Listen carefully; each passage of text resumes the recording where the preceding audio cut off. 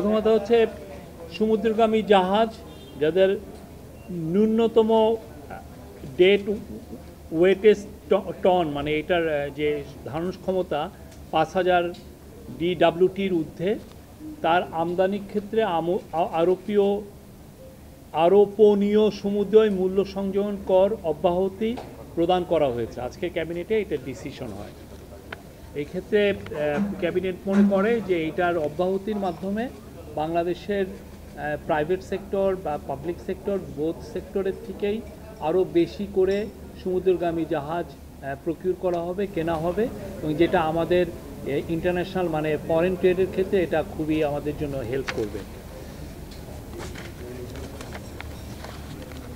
এক্ষেত্রে ক্যাবিনেটের অবজারভেশন হচ্ছে সমুদ্রগামী জাহাজ শিল্পকে উৎসাহ প্রদান, বৈদেশিক মুদ্রা অর্জন, কর্মসংস্থান বৃদ্ধির লক্ষ্যে জনস্বার্থে সমুদ্রগামী জাহাজ ন্যূনতম 5000 DWTর ঊর্ধ্বে আমদানি ক্ষেত্রে আমদানি পর্যায়ে আরোপিত 7.5% মূসক অব্যাহতি প্রদান করা যেতে পারে এবং সে বিষয়ে ডিসিশন নেওয়া হয়েছে।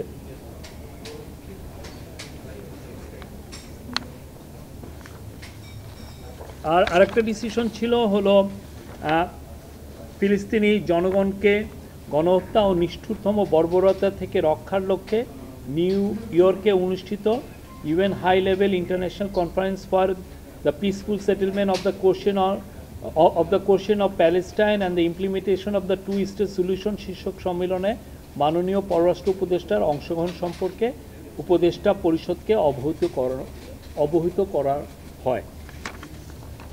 আপনারা জানেন আমরা ফিলিস্তিনি প্রশ্নে আমাদের অবস্থান স্পষ্ট। একই তৌহিদ হোসেন আমাদের ফরেন অ্যাডভাইজার জানিয়েছেন যে আগামী এই মাসের 15 তারিখে এই দোহাতে, আপনি জানেন যে কয়েকদিন আগে দোহাতে ইসরায়েলি অ্যাটাক হয়েছে, তো সেই উপরে এটা একটা ইমার্জেন্সি একটা ওআইসির মিটিং ডাকা হয়েছে, ওআইসি সামিট। সেখানে তৌহিদ হোসেন উনি জয়েন করবেন, বাংলাদেশকে রিপ্রেজেন্ট করবেন। এছাড়া আজকের মিটিংয়ে অন্যান্য অনেক বিষয়ে আলাপ হয়। ক্যাবিনেট তরফ থেকে হোম অ্যাডভাইজারকে ধন্যবাদ দেওয়া হয়। আপনি জানেন ডাকসু ইলেকশন পিসফুল হয়েছে সেই বিষয়ে। আর 10টি রিফর্ম কমিশনের যেই সুপারিশমালা আগে দেওয়া হয়েছিল সেগুলোরও একটা রিভিউ করা হয়। সেখানে বলা হয় যে 51টি সুপারিশ বাস্তবায়িত হয়েছে, অন্যান্যগুলো বাস্তবায়ন হচ্ছে।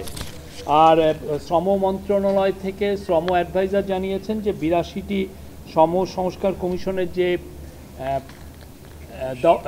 সুপারিশ করা হয়েছে এটা একটা শ্রম আইন সংশোধন হলে এটার আমরা আইন সংশোধনের কাজ ক্যাবিনেট করছেন, এই শ্রম মন্ত্রণালয় করছে। এটা সংশোধন হওয়া মাত্রই এইটার বেশিরভাগ অধিকাংশ সুপারিশ এমনিতেই বাস্তবায়ন হয়ে যাবে।